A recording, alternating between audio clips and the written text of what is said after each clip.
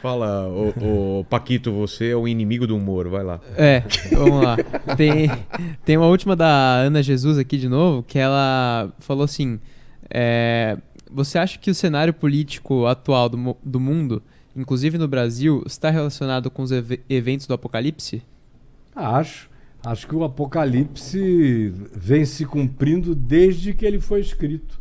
O Apocalipse, ele é cíclico? Ele é uma coisa que acontece e se repete? Ele é uma linearidade que cresce de maneira espiral. Como assim? Ou seja, você sai Tem a linha do tempo. Na linha do tempo, certo. porque a história é espaço-temporal, é linear. Eu não estou lidando com mecânica quântica, com mundos paralelos. Eu estou falando aqui que na história linear da humanidade. Tá. Então ele começou nos dias de João. Aliás, antes de João, o mundo já era apocalíptico. O mundo nunca não foi apocalíptico. Tá. Nunca não foi. O livro do Apocalipse, Jesus deu o Apocalipse dele em Mateus 24, em Lucas 21 e 22. Tem os pequenos apocalipses de Jesus. João recebeu aquela revelação já velho, como exilado político na ilha de Patmos, porque a mensagem do evangelho era interpretada politicamente por Roma, porque eles não cultuavam o imperador e eles diziam que o único Senhor era Cristo Jesus e não o Kaiser, e não César. Então isso era uma subversão.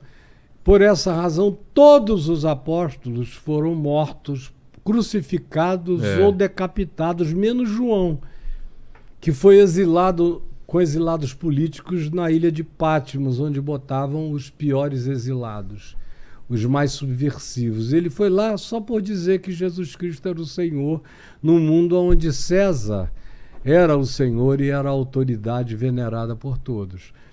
Então lá na ilha de Patmos, ele recebe essa revelação. E essa revelação é crescente, ela se cumpriu todinha nos dias de João, exceto por uma coisa. É que Jesus não voltou dos céus à terra. Exato. Mas o ambiente... Porque falta isso para cumprir a promessa. O último Apocalipse. O último, né? O último. Porque o ambiente... O final de todos os ciclos seria isso. O final de todos os aeões apocalípticos. O ambiente era Roma, a cidade das sete colinas. O anticristo era o imperador. Era o imperador. Estava tudo montado. O falso profeta eram os sacerdotes que davam poder ao imperador e afirmavam que ele era uma divindade. Entendi. As mesmas arquetipias estiveram presentes o tempo todo. Entendi. Então, aquele apocalipse ali teve seu cumprimento no primeiro século, teve seu cumprimento no segundo século, teve seu cumprimento no quarto século, quando Constantino corrompeu a igreja toda como um anticristo, corromperia o evangelho e faria dele uma outra coisa. E nós vivemos de lá para cá... A Segunda Guerra, na figura do Hitler... O que você quiser. De lá para cá teve uma quantidade enorme de apocalipses. Um dos mais veementes que a gente teve foi o que aconteceu no século XX. Qual? Na Primeira Guerra, na Segunda Guerra, foi inegavelmente um apocalipticismo violento. Mas nós estamos de novo no meio de um grande apocalipse fenomenológico, onde nos dias de João, por exemplo, havia estátuas que falavam. Como assim? Hoje em dia você estuda na história, na arqueologia, nas grandes descobertas, a mecânica dos robôs de pressão de ar que andavam, que acenavam, que abençoavam, feitos de latão.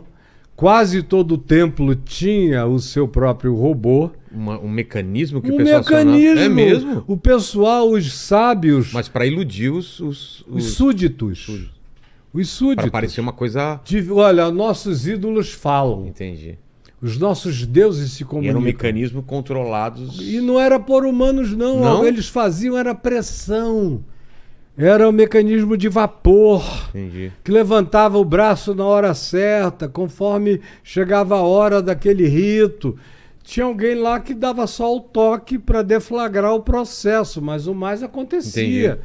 Entendi. Hoje em dia se sabe que descobriram há não muito tempo atrás o primeiro robô analógico da humanidade construído há 2.500 anos atrás na Grécia.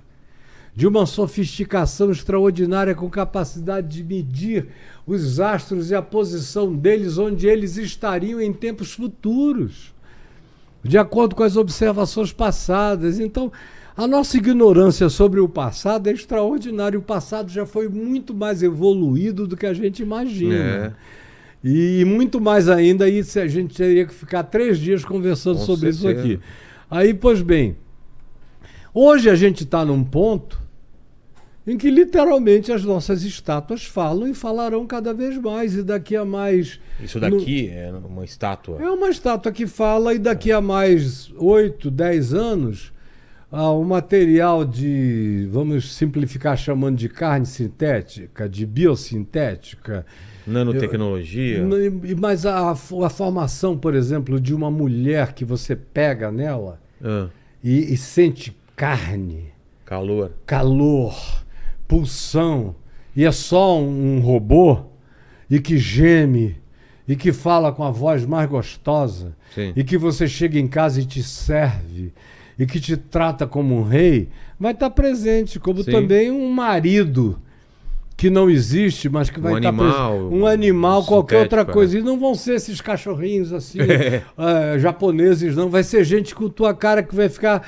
um Blade Runner, um Blade Runner que você não vai conseguir distinguir. Replicante. É um replicante. Olha só. A gente está andando para lá, meu irmão, e é inevitável, ninguém vai parar esse processo. As estátuas vão falar. E o Apocalipse de João tinha uma grandeza no primeiro século, há 2000 anos atrás, que o Apocalipse que se cumpriu nos dias dele não possuía. Porque o Apocalipse de João é absolutamente universal. Quando ele diz que todas as fontes de água da terra vão ser contaminadas, todos os mares vão ser poluídos, o céu vai ficar tão escuro que você não vai conseguir ver o sol, as doenças vão proliferar numa escala extraordinária, as guerras produzirão morticínios de milhões e de milhões, o que não era possível naqueles dias nem sob o Império Romano, com calamidades de natureza, com a capacidade de extinguir povos e nações do dia para a noite. Tudo aquilo que o Apocalipse de João projetava para o futuro, embora já tivesse a sua aplicação imediata no presente e tenha tido no curso da história, ainda está por se consumar para nós, ou para os nossos filhos, ou para os nossos netos, ou para as próximas gerações. E uma das coisas mais fortes do Apocalipse sobre isso é dizer que o juízo de Deus, que na realidade nunca é Deus vindo e dizendo, canalhas, bé. Somos nós que fazemos e trazemos o próprio juízo sobre nós. A gente avacalha tanto a vida que a vida se volta contra nós. É um bumerangue que volta. Não precisa Deus lá de cima dizer, vai agora. Tudo entra numa cadeia, num ciclo de morte quando você planta a semente da morte.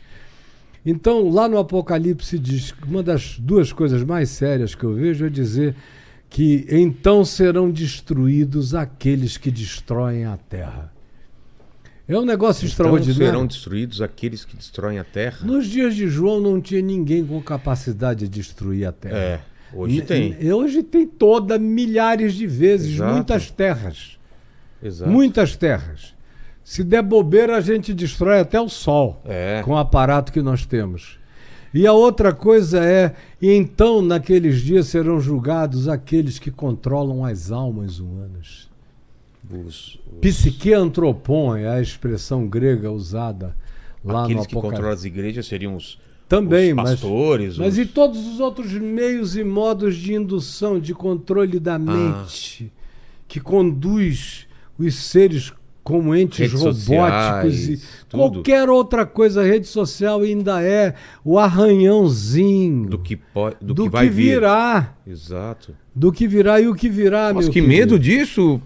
Mas Pastor. é melhor a gente ter cuidado com tudo que a gente faz todo Manipulação dia. genética. De todos os tipos. Os entes antigos, as misturas de homem com animal, que a gente atribui só a mitificações dos antigos, eles eram caras muito mais evoluídos do que a gente imagina. Falando de Egito antigo. E tudo. de Creta antiga, De e de experiência. gregos antigos, e de Mileto. Você acredita que teve contato realmente com alienígenas? Claro. De tecnologia avançada e tudo mais? Claro, desde o Éden. Lá no Éden está dito que quando o homem comeu do fruto da árvore do conhecimento do bem e do mal, o que se disse é que Deus colocou um querubim, que é um ente de uma outra natureza, Uma de espada flamejante. flamejante, para eles não terem acesso à árvore da vida e não ficarem eternamente irredimíveis. O que significa isso na tua... Significaria que não haveria redenção para nós, uma vez que você come do fruto da árvore do bem e do mal e depois você adquire o poder de viver para sempre. imortalidade. Cara, é um Hitler eterno. Entendi. Aí a humanidade seria impossível. Entendi. Então a morte é uma bênção porque ela retira a perversidade do mundo e nos permite fazer reciclagens periódicas. De modo Mas que a morte é a foi- nossa salvação. A gente foi imortal em algum tempo e perdeu isso ou nunca teve essa... A imortalidade física, eu nunca criei que nós tivemos. Eu sempre criei mesmo? que nós morremos. Desde o começo. Desde o começo. Agora, a morte espiritual é que é uma introdução que tá. aconteceu depois. Porque o texto hebraico lá de Gênesis ele diz: no dia em que tu comeres, morrendo morrerás. Entendi. Já se morria. Só que o espírito continuava. Continuava. Se Agora, comer o fruto após a morte... você vai virar só uma máquina solar. Entendi. O que pode te salvar de ser uma máquina solar é o amor, a fé. A fé, a esperança e o amor é que te colocam no plano da vida eterna.